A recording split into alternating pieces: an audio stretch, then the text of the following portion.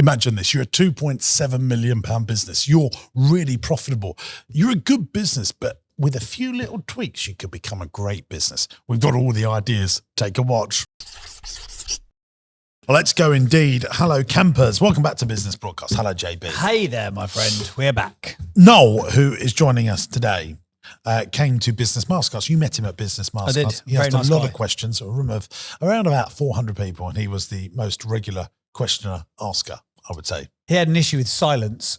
You were like, right, who's got a question? And they'll put their hand up. He's like, I'm going to. And he just kept, bless him, he was like, I just can't handle the silence. But he actually asked really good questions. Yeah. He said he came away with 37 pages of notes. He scanned them in, put them into ChatGPT, and he's learning all of the good stuff to take his business to the next level. Tell us about it, JB. Well, do you know what? Before we do that, though, All right, I think yeah, it's, sorry, just to say, I think that is really telling of the stuff that you put on. And I know that I'm your number one fanboy, but he said in his 20-year career, he's never been to a business seminar, ever. He's like, I never, and he goes to, like, he does events. That's his thing. Like we always said, we get a lot of seminar virgins. Yeah, absolutely. But I think it's, you can always sharpen your saw, can't you? Absolutely, baby. Anyway, right. So it is rocket-exhibitions.com is the company, Rocket Exhibition Services. He's been going over 10 years. Estimated monthly revenue is about £250,000 every single month. Team members, he has got 30 of them. The biggest challenge in the business is taking on enough work to best use our team without overworking everyone or being too quiet. The second biggest challenge, managing cash. Our cash flow is crazy as it goes with the peaks and the troughs of our calendar. Third biggest challenge, overcoming the 9-to-5 culture, which just doesn't work in events. What do you want to be? Just thinking about him on the seasonality, like who's having an event in August? Yeah, very No few. one. Yeah. Is anyone having an event in December? Probably not. Maybe there's some Christmas stuff, but that's not really. Yeah, it's not his bag, is it, I guess? January, I'm imagining, is pretty bad. Yeah. Yeah, you've probably got February till June, haven't you? And then you've got... So like Spring Fair. I mean, the NEC must be his home. Yeah, or the Excel Centre. Hello, that's the other it's big one, me isn't it? again. Yeah, I'm back. Yeah. Have you seen those guys stripping down event spaces? Yeah, They I've are done them. absolute savages. Yeah, monsters of... Unbelievable. We did one at the business show, and there's still people on our stand, and they started pulling down the stuff around us. This is not Noel's firm, by the way. I'm sure he's much more lovely than that. But they're just like this big geezer with the hammers, like, excuse me, we need to take down the stand. I was like, okay. I was like, there's someone still stood on the stand. They don't care. They will just crack on. Crack on. The third biggest challenge is overcoming the 9-to-5 culture. Sorry. Where does he want to be in 1 year? I like this. I like when people know what they really want and they're honest about it. Tell us, JB. In 1 year's time, Noel wants to be able to take the whole of the 6-week summer holidays off with his family. Well, that's a nice aspiration. That's a nice goal, aspiration. isn't it? I'm sure he can do that in August, or is he just worried about cash flow that stops him going? Yeah, maybe. And again, we always say this on the podcast, another level, another devil. People who listen to this podcast, he's got a 2.7 million quid company. He's worried about cash flow. It is just another devil. Another devil, you've got isn't a it? £2 billion company, you're worrying about it. Yeah, I'm absolutely. Sure. What does the business look like when it's finished? He said, it will be running better without me than with me. I will just be an advisor or completely out of it and just a shareholder/owner. Do you make the profit that you want to make? And if so, what is it? He says, no, it's very up and down. His workflow is very fluid. If we should make 500,000 quid this year, but I want to get that to 1 million. Beautiful. How do you spend your day-to-day time in the business is something that we always ask our entrepreneurs. And he said, mostly focusing on marketing activities, but also always looking into the future in terms of product, capacity, and team. And then he's got a bunch of questions that were updated on the 30th of the 9th, 2024, according to my notes here, which was yesterday. So obviously after BMC, he's changed his questions. So there we go. So that is Noel and his business. But before we get to all of that kind of good stuff, and there is plenty of good stuff to come up, it is, we'll do some of Jimbo Sinclair's favourite nonsense. Like this. Quote or fact. Interesting quote or fact. Interesting quote or fact. It's time for the interesting quote or fact of the week. Well, I'm doing quote. What are you doing? Oh, I was going to do a quote as well. Let's have a double quote. Double quote. I still can't get over the fact that someone on a piano played a beautiful rendition of that song for us. Play it whilst we're... So good. It's just beautiful, isn't it? It's like a spa. Hello, welcome to James Sinclair Spa. Lie down. you want a facial? Yeah, lovely. There you go. Doesn't fit my existing empire. You haven't even prepped a quote. I'm busy. I've got it here. I'm sure. Because none of us got nothing else better to do. We're all just living James Sinclair's world. Go on then. Give us Don't wish your life was easier, wish you was better by Earl Shoaff. Do I know who Earl Shoaff is? He was Jim Rohn's mentor. Was he? Yeah, that's who Jim Rohn learned it all off of. Don't wish your life was easier, wish you was better.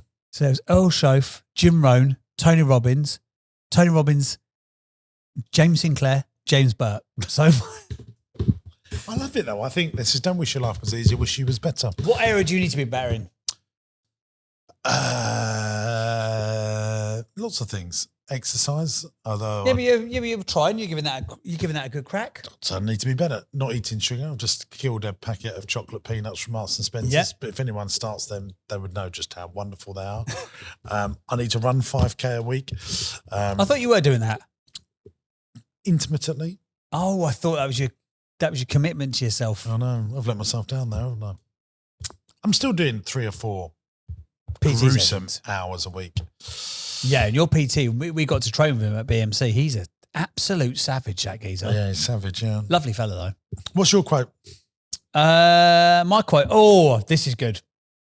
Chase the vision, not the money. The money will end up following you as a result of the vision.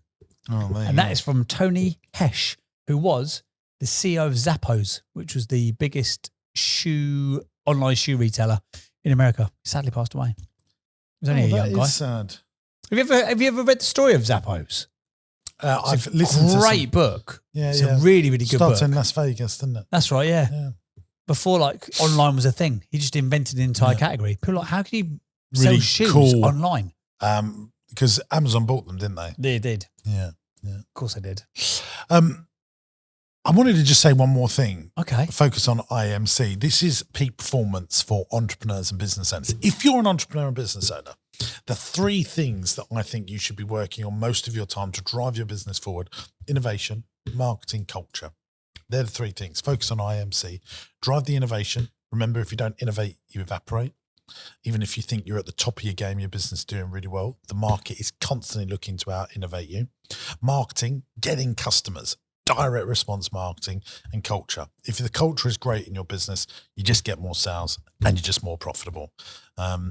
Your job as a business owner is to make sure that your team are behaving in the correct culture that you want.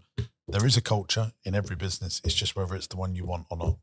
How do you drive How do you drive the culture of your business? Because you're working on it, not in it. And you've got to a size now where there'll be people who work for you who you've never met.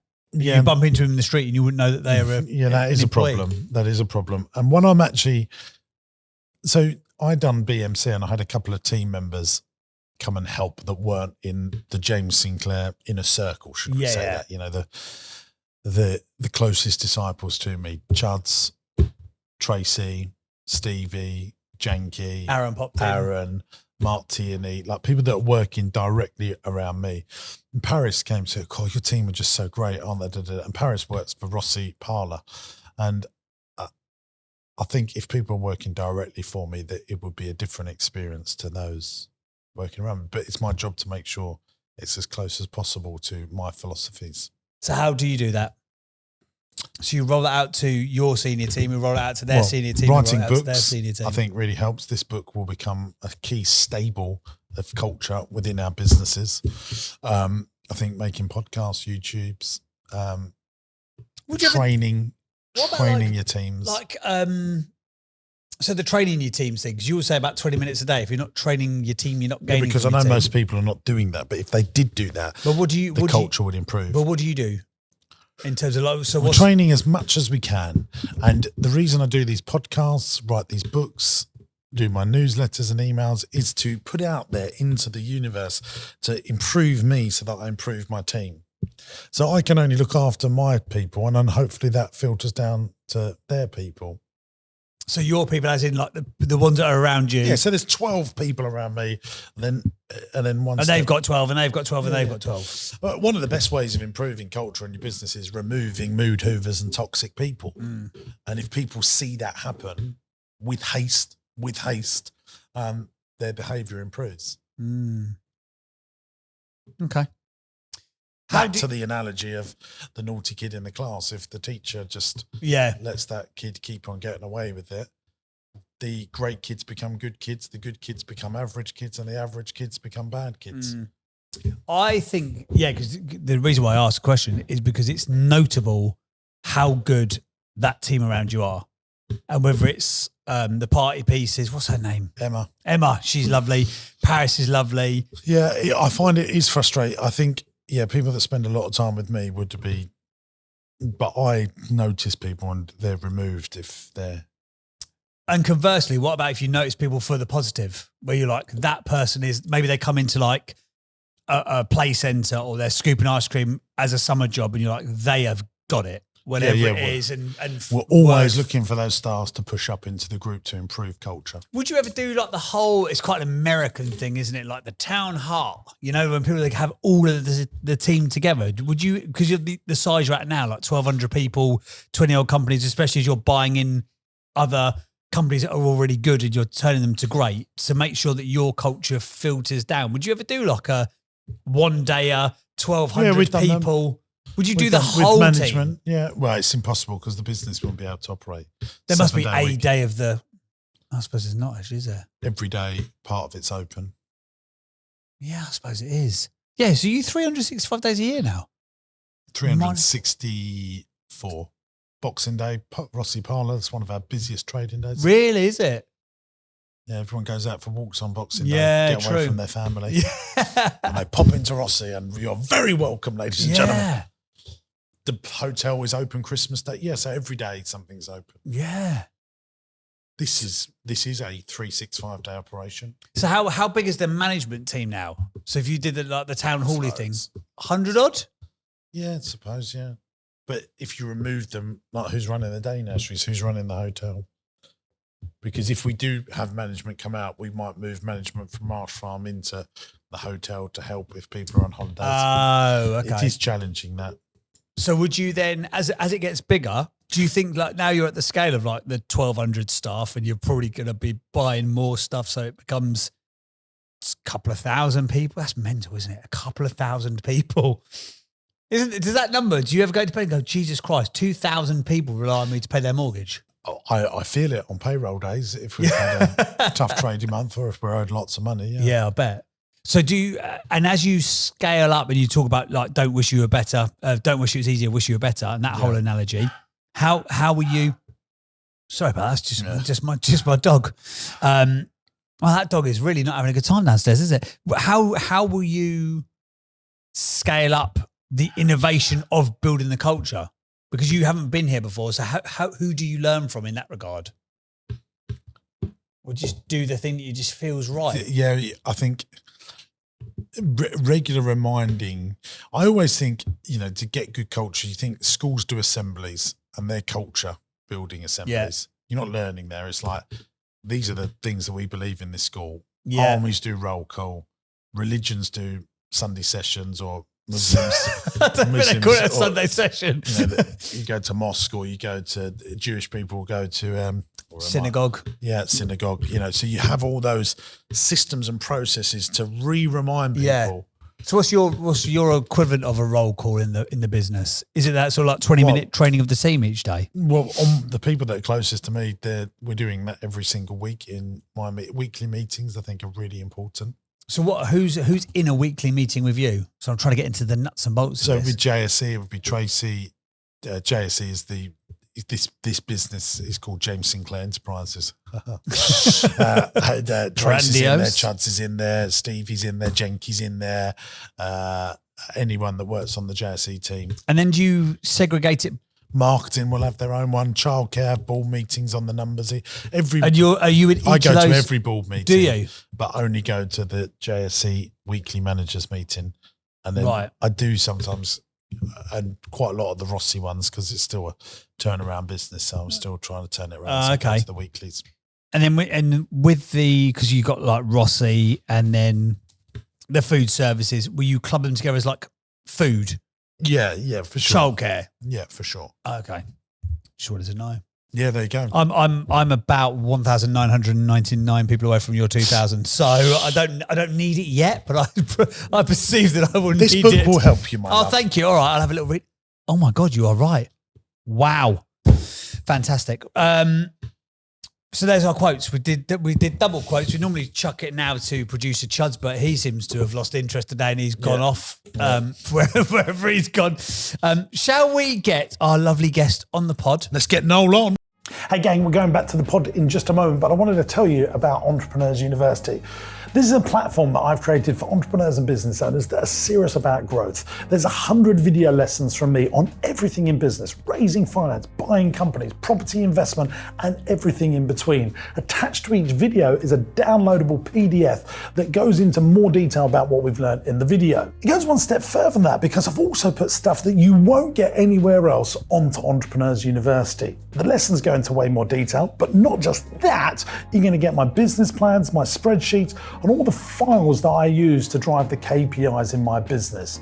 Just think about how powerful that could be for your business. And here's the good news. You can try Entrepreneurs University for free.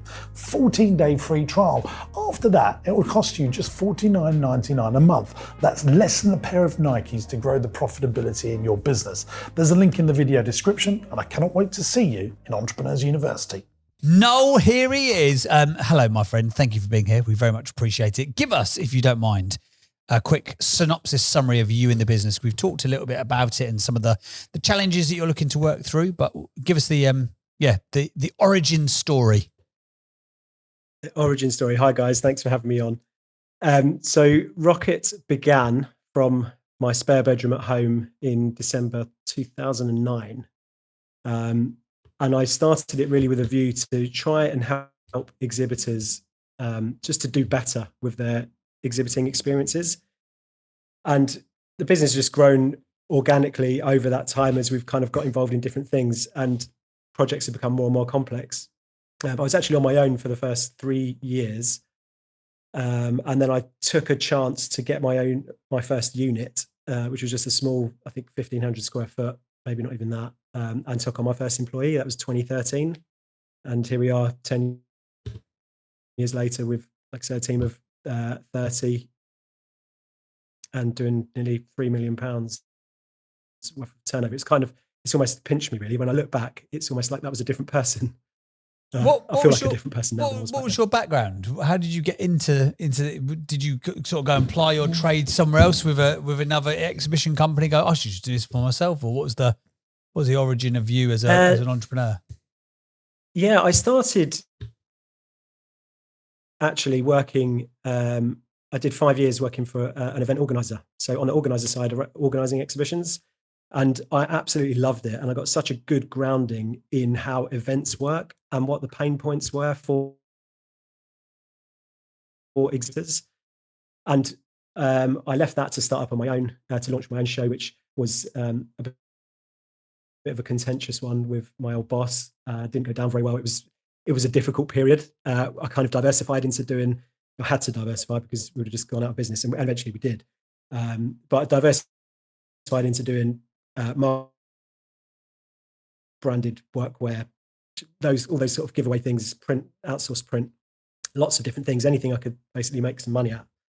And I did that, and then I worked for a print company for a year before I set Rocket up, just with a view to, like, I just want my wife. We just had a baby, and I just thought I need to get this, get our life on a good path, and that was it. It was kind of a must do moment, really. The stands, by the way, I highly recommend. This is a very good website in general. If you want to see a good example of a website, rocket-exhibitions.com, it's a really, really good site. But some of these event spaces, I'd live in that. I'd live in that. And I do a lot of exhibitions. My big advice to anyone that's going to do exhibitions, from someone that's converted money from them, doing it small gets you no results. You literally do have to go big or go home. I don't know your view. I mean, no, if you're on the other side of this, but I think shell schemes are one of the worst things that business owners can do. It's so much better because it like encapsulates it makes people have to sort of go into a prison cell. What's a shelf scheme for those that don't know? Go on, Noel, you tell us what a shell scheme is. Do you want me to pick that one up, James? Yeah. Sure. So a shell scheme is basically a modular blank canvas, if you like. So you just get a frame with a name board. And you have to pay for that, don't you, to the exhibition so no branding, organizer? anything like that on it. You have to pay for that. Yeah, it's usually the basic option. You normally get two options. You either book a shell scheme space or space only. And obviously space only, you just get the floor space and you have to then contract someone like us to go in and build that, design and build it for you. The shell scheme is just a basic system and you can come in and do what you want with it. Some people do nothing. And like you say, James, it's just blank, boring. And, really, what does it say about you as a professional business if you don't make you just don't get, some of these exhibitions could be, 500 exhibitors in one big room. You need to really stand out and be unusual in the very usual. And most people have shell schemes, and I think, they're just, and you're trying to lure people into a cave. That's what I felt like with them. And so whenever we're doing them, we want to be as open plan and have people coming from all angles. That's what I've learned is that certainly when we've done both, by the way, we've done both. And the other massive piece of advice I give people if you're going to do exhibitions is make sure you keynote at them. So you say, I will come and do a stand, but I also want a keynote to speaking session, as many as you can get, because then people will come to your stand and visit you and you get loads of exposure in all the artwork, brochures, posters that are around the exhibition. If you're a keynote speaker, it's like PR for you at the event. And obviously you don't want to just do a big sellathon. You've got to make sure that you come up with a keynote that people want to listen to. So when I've done business shows, I've done a keynote saying only stupid business owners wouldn't come to see this keynote to learn how to grow their business with no money, for example, or only stupid business owners would ignore this, or 101 ways to get customers using just £1, something like that. Oh, I want to go and see that keynote. Yeah. Then at the end of the keynote, come and see me at my stand if you would like to know more. I'll give you another example. When I sold for Teddy Tastic, we've done loads of seminars ago, how we built a multi-million pound Father Christmas experience. I would talk about that and say, we created a teddy bear gift and we sold teddy bears. Come and see them at our stand. Right, that's another example for you. Okay, so Noel, great business. It's obviously making money. It's been going a long time. Things are going like gangbusters. What are the big challenges? Let's go through them. Challenge number one, taking on enough work to best use our team without overworking everyone or being too quiet. Talk to us about seasonality in the business. What's the best months? What's the worst months? Yeah, we actually only work probably 2/3 of the year in terms of of building stands, because as you said earlier, there are periods. So summer, usually no trade shows from sort of early July through till the end of August. Same for Christmas, really from the end of or first week of December, it stops then until into January. So we have really long periods where, as I always say, if we're not putting up stands, we're technically not making any money.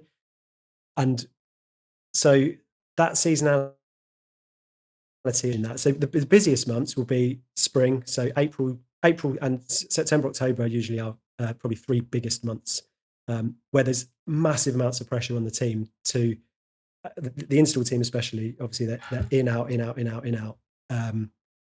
And equally that kind of pressure just follows the cycle. So the designers, for example, would have been like where we're really busy now. They would have been busy a couple of months ago trying to get stuff done and drawings signed off, ready to go into the workshop. Then they'll be busy, and then obviously logistics and installation.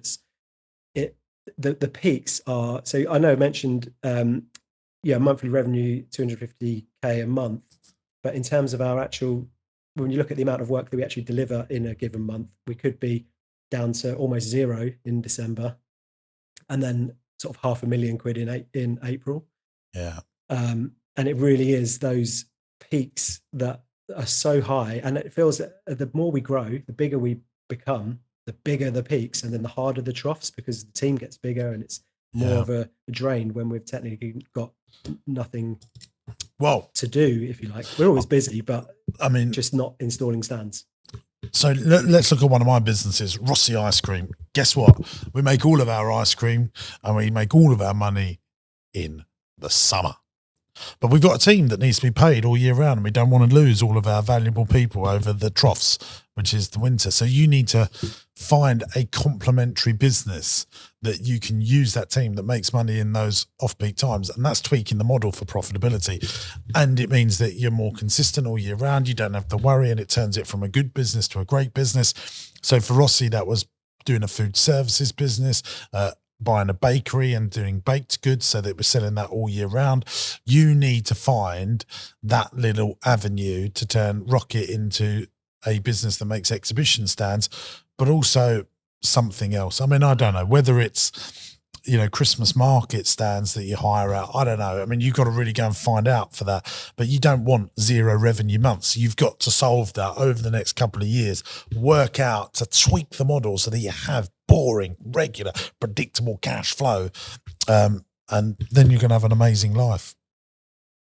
Yeah, we have looked at lots of things in the past. One of the things we have done, and we did a lot, obviously during COVID, we were basically closed for 18 months. So we had to find other things to do. And one of the things that we have done quite a bit of is showrooms. And mostly for our exhibition customers, they've just happened to ask, oh, we've got a showroom, could you do that? And of course, absolutely, we'd love to, but we can only do it in December or July, August. So that is one option, because the other thing is obviously I've got another idea that can't... I wanted to ask you about as well. There's a lot of people making content now and want studios for like exactly what I was thinking. TikTok shops, but I want to build a studio for James Sinclair, and you guys be perfect for that. I mean, the amount of TikTok shops, and imagine a TikTok shop in something like that. Yeah. Or something like that. But that's just walls. Yeah. Yeah, that'd be good. But also YouTube channel. We would gobble that up as well. That's a really good idea. But look, what have I not thought of that? Well, that's the point of coming on the podcast. You're in it, aren't you? And you need to have a helicopter approach. You got to find something that folds into the existing empire, that uses your intellectual property, your team's knowledge. And do you know what? A walk around trees, or meeting another business owner. Like, what have we got that's proprietary to our business that could, TikTok shops, TV studios, mate, people are going to be building studios on businesses more and more over the next 10 years. I've had 2 conversations about it just this week. Yeah. It's very standard businesses. Yeah. Because they see it as they're starting to go, this is not nice to have. This is going to be a must have.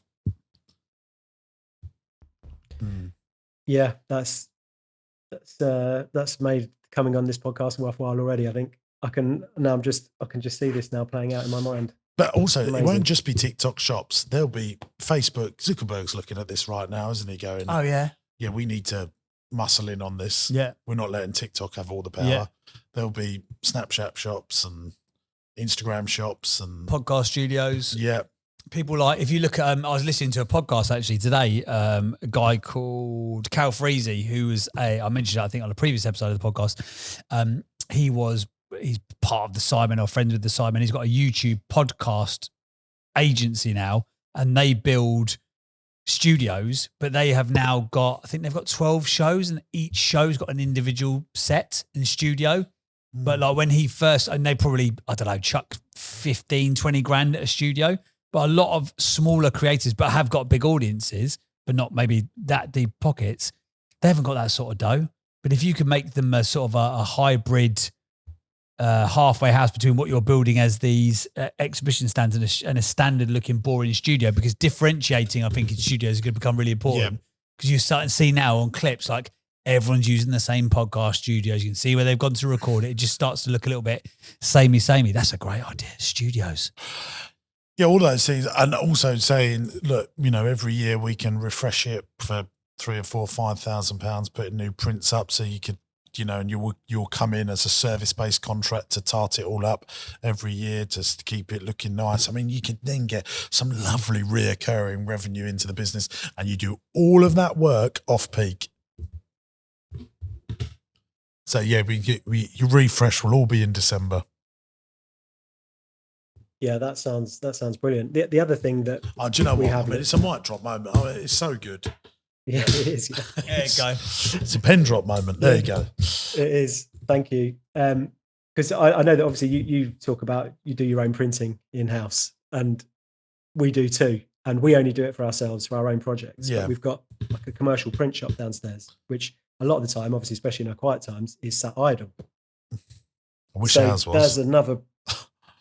Yeah. Well, I want to get that working. But I don't want to point it. It'd be easy for us to point it at people that do what we do, but there's already companies out there that would do a much better job than us because we would just struggle when we get busy for our own work. Yeah, to then fit other people's work. That's in. what They're gonna be everyone busy says when to we're busy. me all the time. Oh, would you do some printing for us? Absolutely not, because it's a distraction to the core business. And I think you made the right decision there. Just to move the conversation on, because I'm conscious of time. Second biggest challenge is managing cash. Our cash flow is crazy as it goes through peaks and troughs. Well, I think we've answered that, haven't we, in that sort of roundabout way. Very exciting, especially the refresher revenue. Yeah. Because if you've got someone that's had a 20 grand studio installed by you and they go, oh, can you come and, give it a new sort of We've had a rebrand skin. of the podcast. Yeah, Or we've had a rebrand of the, Then you get another 3 grand and it's all done in December. Oh, beautiful. Third biggest challenge, overcoming the 9-to-5 culture, which just doesn't work in events. Yeah, big challenge. Big challenge. Surely people who are going into events know that. Like part of the benefit of it is that you don't have to have a Monday 9 to 5, Monday to Friday, but unfortunately you might be doing you would think so, wouldn't you? 5 till 3 o'clock in the morning on a Friday and Saturday, Sunday. Tough luck. It is what it is. No, I think the reality. Yeah, I guess is I probably should have been. Yeah, sorry. go on. You go first, Noel. Probably should have been clearer in the challenge, really. In that, yes, most of our team. So we've got two sides to our business, really. You've got the kind of the admin office side, which is relatively 9 to 5, Monday to Friday. Then we've got the delivery side, which is whatever it takes. See, yeah. And they're on different pay models, you see. So we've got the office guys are on, salaried, and the other guys are on salary plus overtime. So they get paid all the time they're working. Whereas in the office, we don't operate that model. And I really want to get some advice around how you think I should, because ultimately I don't want people to work for free. But sometimes there's, when there's something that just needs doing, it's about having that culture, I suppose, that I'm just going to stay and get that finished because I know how important it is to everyone else. Yeah. But equally, what do you think I should do in terms of, should we offer the office guys overtime? Should we come up with some other system that rewards them for doing that extra? I want to do that, but it's difficult to do that. It's almost like a chicken and egg situation, that would help us, but it helps us longer term, not immediately, if that makes sense, to come and do that extra time. I think as you scale a business up, which you'll obviously do, people become more cliquey and entitled. They help you more in the beginning because they're all part of the journey. They're close to the owner, and then more people get involved and they're further away from you all the time, and they do just enough. But the ones that do over and above, you should recognise and put them into positions of leadership. As if they're capable, that is, if they're capable. That's very, not just, that's it. Don't over promote people beyond their abilities. I'm not saying do that. This is a really difficult one, and I have to be careful how I answer it. Say it. Why is it difficult? Look, I mean, good people always go further. Those that giving is the start of receiving. On the individual, if they do that, they end up running the companies of the future. Those that clock watch never go far. I can think of lots of people.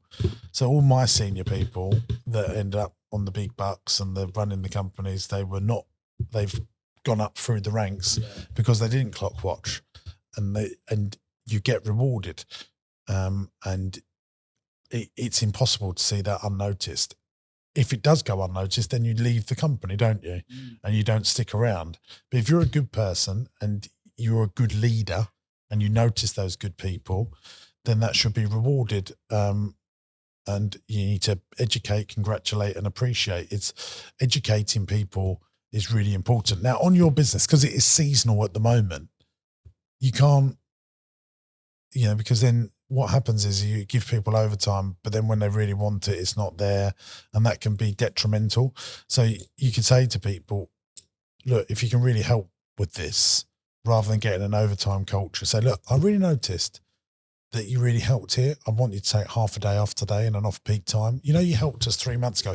Surprise and delight them. Say, look, just have half a day off. You're going to get fully paid for it. Just take the rest of the day off, because I really noticed and appreciated how you helped out, and that will do good things for your business. Yeah, that sounds good. I think because people, we do that they want to be the opportunity to do it's difficult.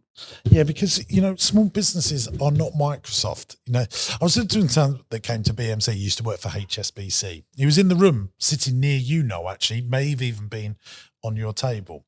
I'm not mentioning his name, but he was on £250,000 working for HSBC, and HSBC paid that money to own people. So the reason he left is he landed on holiday with his family, and HSBC said, we're doing a deal, you need to turn around and come back. Really? And he did. And he did. And so they give that big money and own people. But guess what? But they own you. Yeah, but guess what? The money wasn't enough in the end. He left HSBC and started his own business because he just thought, no, this is no life.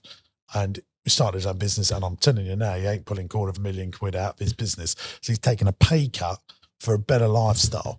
And so sometimes when you appreciate and notice people and say, thank you so much, but don't, as a business gets bigger, you have to document everything because there's lots of other people involved. But if you're at the run by an entrepreneur, we know the entrepreneur, and it just says, do you know what? You guys are amazing. I know that you all done some extra hours the other week to get this project over the line. You guys, we don't do overtime, but I'm going to give you more than your overtime. This Friday, all of you have the day off. Don't worry about coming into work, and you'll get fully paid. It's not a holiday. I noticed you all gave me an extra hour. You all gave me an extra hour and a half. I'm giving you the whole day back. Thank you so much. Have a great day off. I mean, they'll just think, Noel is amazing. Let's sleep with him.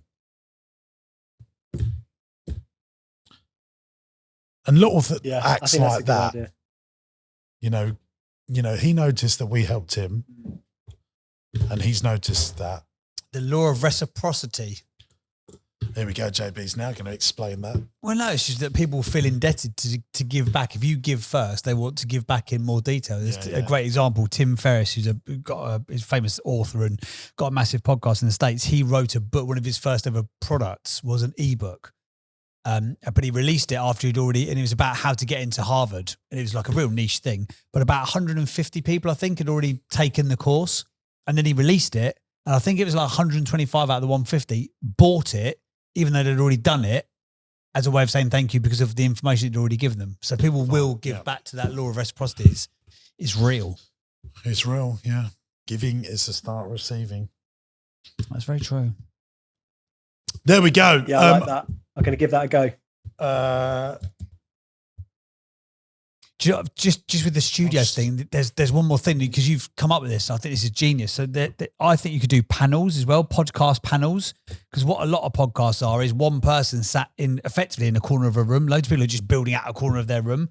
If you could do these panels so that they're freestanding, almost like like pull-up banners, but like hard versions that are much better quality. If you could do that and like acoustically line them, I think people would love those. Podcast panels. Anyway, there you go. Maybe they already exist. I don't know. Just making it up. But I think that would be good. It's a good shout. We did look at doing something like that during COVID when everyone was at home and on Zoom calls, just to block out the toy shelf behind them and stuff like that. But we just ended up getting involved in lots of other things and just never got that off the ground. We saw it was going to be too low average order value really to be able to make a dent. Yeah, maybe it is. Very big hole that we had. So you got some questions which you'd already had your questions, and you updated them just yesterday. So these are fresh off the top of your noggin. So the questions: do you have a playbook for managing cash, James Sinclair? We'll go quick fire style. What do you mean by that? Well, that was my original question that I subsequently changed it, but it was really about how do you take do you have a plan for like money that comes in? Do you say right, X amount goes to there? Do you? I think we have cash in flow the forecast and everything like that. Yeah, But in the round, I make sure that I'm investing into slow pound stuff every year. That's really important for me, because if you get ill or you lose something, if you've got a load of assets around you and you get into the habit of doing that and see it as essential as having a cup of tea every morning, that it's a regular part of habit, then I think that can serve you well. yeah, I got that from the seminar last week. It's one of your yeah, 37 I've made pages that of as notes. part of my plan. It's on page 16. Yeah. Updated questions then. I'm intrigued by growing our business through acquisitions, but there's hardly any case studies we can look at to work out the multiples. What advice would you give? Come to Business Masterclass. He's already been. Oh, buying Tick. businesses. No, That's your buying one. businesses, He's yeah. got another one. Come to that one in November. I mean, that is. I'm already booked actually. Oh, we'll see you there. There you go, baby. You'll love it. You'll Best love guest it. of the day, you say? Come on Yeah. now. So there you go. That's answered that question. Question number 2 of the updated questions. Podcast. I launched a podcast called Bedroom to Boardroom in January. It shares the stories of business owners who've grown a business from scratch and scaled it. I love doing it, but I feel like it's a bit of a vanity project as it doesn't focus on our core business activity. Correct. Should I stay focused on the general business, or should I switch it to industry-specific content? If it's not getting you results, then Yep. I mean, if you're making loads of money and you like doing it, carry on. But Go niche, baby. I would definitely be doing one for the space that you're in, because it'd be a great recruitment tool. But these podcasts I mean, I know you do it, JB, but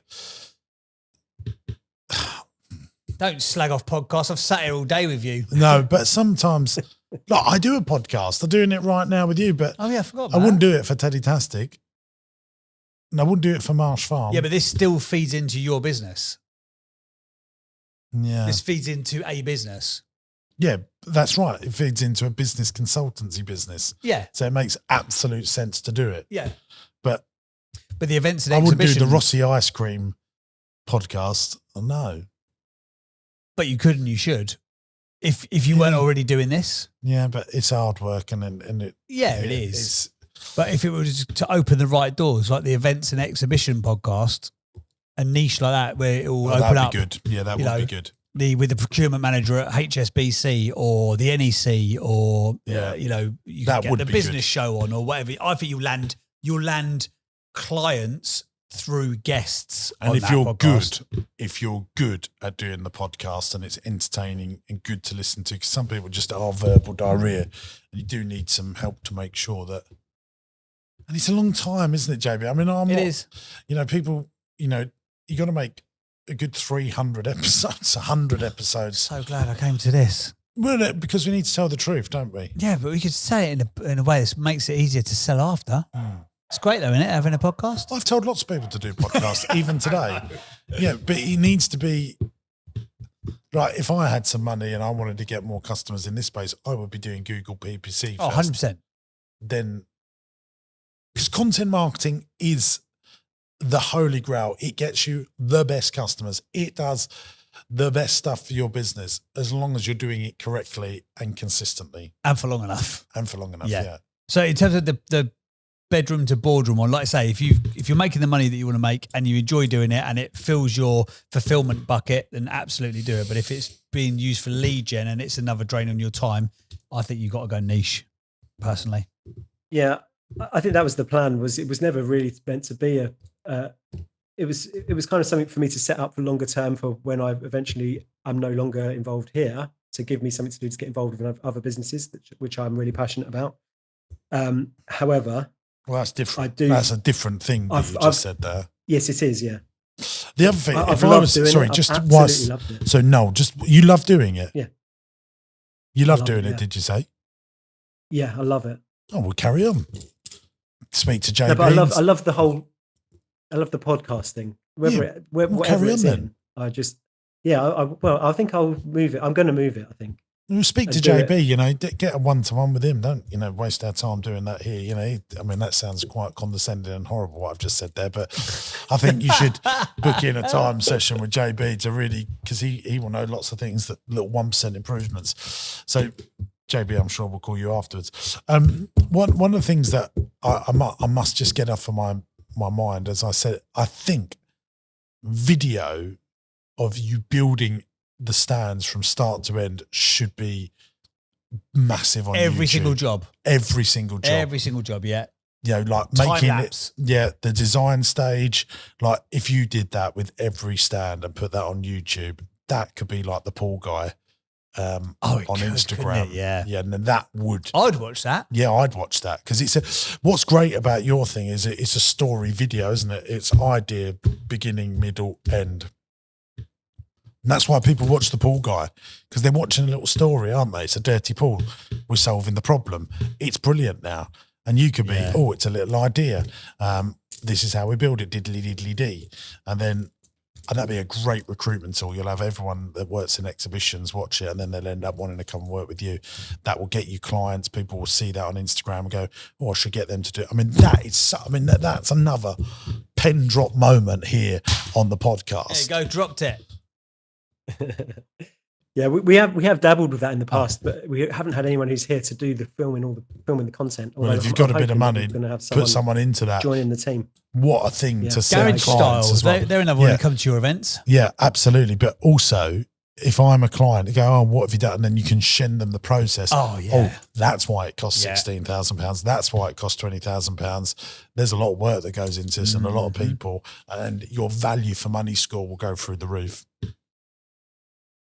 Yeah, if I had some money, you're absolutely right. If I had some money sloshing around, a videographer full-time in-house, just that is their job. And don't expect, you know, after doing it 10 times, getting really good at it, oh, God. And you could call it the exhibition guy. Yeah. Then people will listen to your podcast. It'll get your podcast busy and good stuff. You're preaching to the converted on that one. I'm all over it. Good stuff. Okay. One more question. So question number 3 was, I want to become a key person of influence. I'm very well known in my industry, but my customers are all manner of different types of industries. How do I close the gap? I just answered that, didn't we? Yeah, we did. Content marketing, baby. Yeah, niche down. Yeah. Right. No, you're amazing. You're just so lovely. I can't wait to grade you.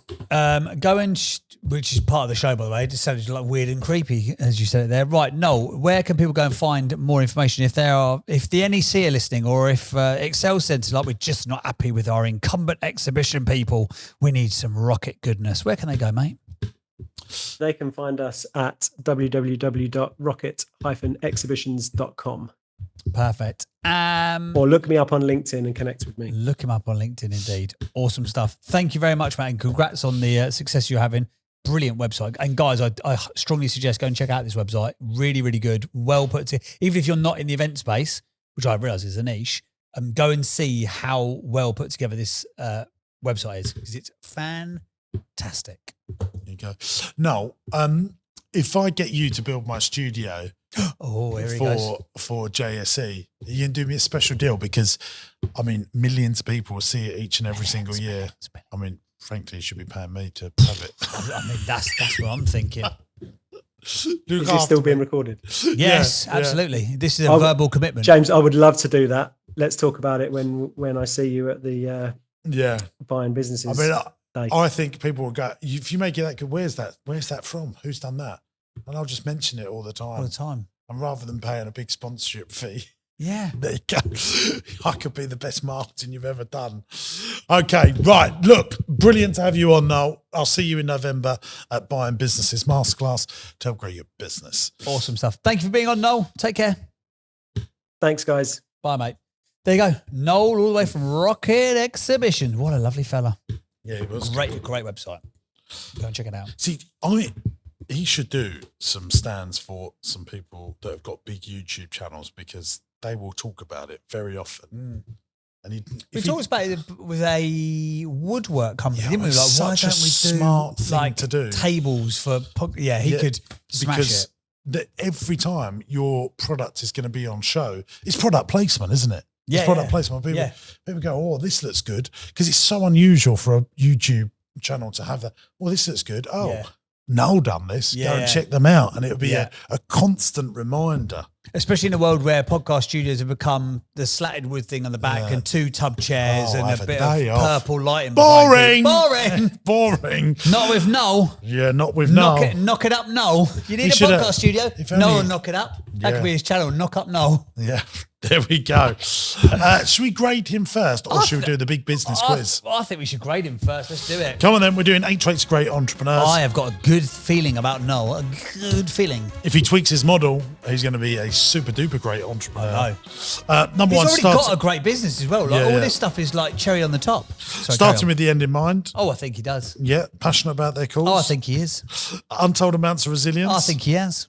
They master relationships with people. Oh, I flipping loved him. Yeah, he's one of the nicest Oh, I people ever. just love him. Commercial awareness. Yeah, he's got that. Definitely. They innovate so they don't I evaporate. think he's doing that, isn't he? Oh no, they're master marketeers. Oh, yeah. Oh, he's got a very good website. He clearly is in all the right places. There's a Half. few. Oh, he nearly scored a full swipe, but Sinclair's gone hard on him today. They say teach when He curious. is. Is Tell everyone the score. It is 7.5, but No buts. Stop being a miserable sod. 7.5. no, because No, shush. just he's- 7.5. Well, go on. Justify it. Have you written just- the word giggles down? Oh, that was a logo I was designing for. Oh, something else. Oh, Yeah. sorry. Just kidding. New softplay Because centre opening, guys. It's going to be called Giggles by the sounds of it. because he hasn't solved the cash flow conundrum that he has where zero comes in December. And therefore, I don't think he is a true 7.5. I Okay, feel, well, I you feel give he's him- more like a 6, but we've given him 7.5. You can't knock a 1.5 off just because he has a 0 month. Yeah. You know what James Sinclair says? You need a lot of money from a lot of people, a lot at a time, a lot often. A That's little what I bit of say. money from a lot of people. No, it's better to have a lot of money from a lot of people. That's what I say. Okay. So you can afford them lovely scarves. Right, you ready? Should we do the business quiz? Let's do the business quiz. This Who's is my that? favourite part of the show. Who's out the door? I don't know. It's Jim versus JB on the quiz that's businessy. Business knowledge and it's fun. Which one's clever and which one's dumb? Izzy Wizzy, let's get quizzy. Show I us love- the good stuff. You I got. love Izzy Wizzy. Let's get That's quizzing. good, isn't it? So it is time for the business quiz. It's the quizzy that's all about the busy. That's right. And the winner gets a Good job you'll be married. I know. Because I don't think anyone would No, be interested. I know, but I'd love trying. So what the winner gets a cheap plastic cup, and the loser gets the wooden spoon. It's the point of the podcast where we have a business quiz, and whoever gets closest to the answer takes away the good stuff. Here comes our beautiful assistant, Chuds. Don't show your face though, Chuds. We're going to reveal you like the Stig. Chuck it. Hey, it's my turn to open, isn't it? Open it up. The wax sealed envelope. Okay, so just to give context, if people have only just come across the podcast, my team confidentially put a question that has a higher or lower answer to it. Yes. And this week is, what percentage of UK businesses qualify as either small or medium based off the number of employees? Well, we talk about this quite a lot. We did. Hang on. We said about this the other. Hang on. What percentage of UK businesses qualify as either small or medium? Is it what percentage? Based off the number of employees. Percentage, did you say? Yeah. Okay. I'm sure I wrote this down earlier. I'm sure you said this on a previous episode.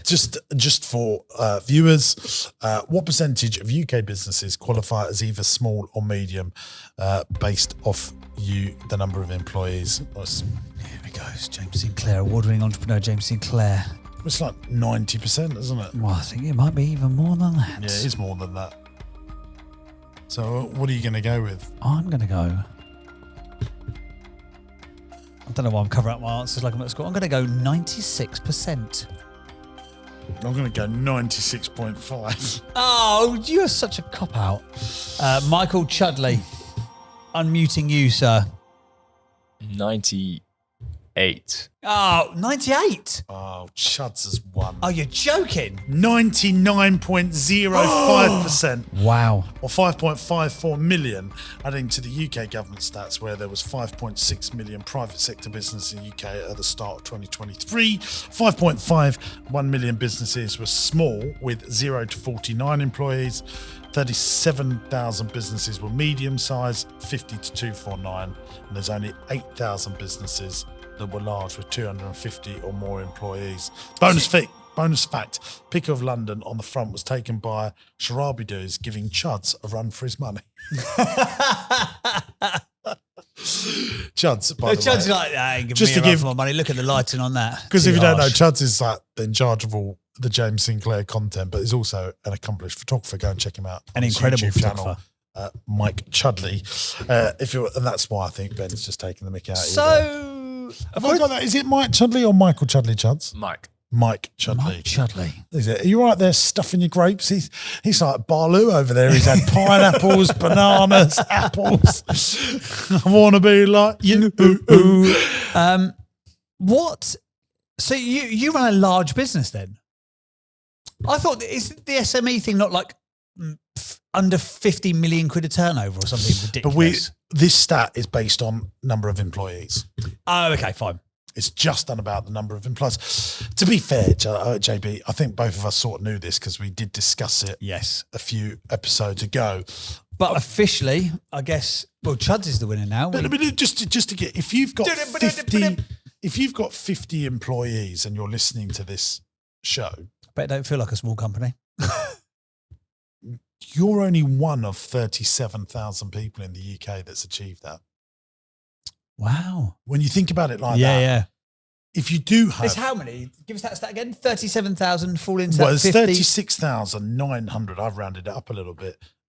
Are classed as medium-sized businesses if you've got 50 to 249 employees. So if you've got 50, or anywhere between 50 and 249 people, you're in a club with only 36,900 people. If you do have 250 plus employees, you're in a club of only 8,000 people. And I find it. I think there should be like a festival for the 8,000. Who's the second biggest employer in the world? Do you know the fact here? Are you clubbing all your companies together? I think you, aren't you? No, second. I think it's the NHS. I remember a fact about that. The second biggest employer in the world. In the world, the Chinese army is number one. Is it? Oh, it's got to be another army then, surely. Here you go, Chuds is waving. biggest Employer. James is incorrect. Is Go it on, what is it? incorrect? Is it The the largest, third? the largest employer in the world is the US Department of Defense. 3.2 million people Wow. from Business Insider. Is that classed as a business though? I suppose it is. Well, the Chinese army is 2.3 million, Wow. but I don't think, are they businesses? Where's James Sinclair on that list? Top 10, isn't he? Sorry. He's number 4. Here we He's go. four. Here we go. Here we go. So National Health Service is the 7th largest employer in the world. Give us now. the top 10. So Ministry of Defence in India is number one, according to Wikipedia, Chance I've got here. I'm on Business Insider. Who do you trust more? Yeah, Wikipedia, you can just make up stuff, can't you? Well, My employees Wikipedia's in the wicked. Ministry of Defence in India is 2.99 million and USA is 2.93. China's 2.5 million. Walmart employed 2,300,000 No, people. do they really? Amazon's number 5 with 1.6 million employees. Wow. Here's the thing with China. China's National Petroleum employs 1,450,000 people. But if you bulk China Army and National Petroleum, which is basically the government still, they are the winner by a country mile. Wowee. Walmart, I can't get over. They've got 2 million employees. We spoke about Tata Group. We did in earlier. the previous episode, didn't we? Tata are the people that own Jaguar Land Rover Yes. and just so many other companies. Chance, can you just check what Tata own, TATA, just to give us some context? To just Ta-da! Makes it sound the more friendly. size of them, but they're the 10th largest employer in the world. How many? How many peeps? 1,200,000. Wow. But the National Health Service in the United Kingdom, where most of our tax dollars go, is the 7th largest employer in the world, and we only have 70 million people live here. Yeah, that's You know, America's up there. They've got 350 million people in their population. China have got 1 billion. India have got 1 billion. It's amazing. Any news on Tata? Who do they own, Chuds? A list of different industries, really, but Jaguar and Land Rover. But then they cover hospitality and tourism, travel, media, telecom, trading, investments. But a lot of them are called Tata Internationals, Tata Industries, Tata Investments. Yeah. I think Tata are the biggest steel manufacturer in the world as well. Yeah. Chemicals. That's where they made their money products. in first, wasn't it? Wasn't it the steel thing? I don't know enough, mate. I don't know enough. There's loads here. Loads of digital stuff. But I knew the Jaguar Land Rover stuff because they're big British brands, aren't they? What happens? Tata's CEO has a wobble. And they go, do you know what? We've been looking around. We looked on Indeed.com. We can't find anyone suitable. You know who we need? That Wally on YouTube. Let's get that Wally off YouTube. And they phoned Sinclair. Right. Right? Tata Group CEO. 50 mil per year. You're doing it. You've got to give up what you got at the moment. I'd have to say Tata. Oh, it's very good. It's very. How have we not won a British Podcast Award yet? Is that not the biggest travesty of all this? Would you not for 50 mil? No, I don't want, because I would feel unfulfilled. There's no point in having money feeling unfulfilled. I like you. The more time I spend with you, the more I like you.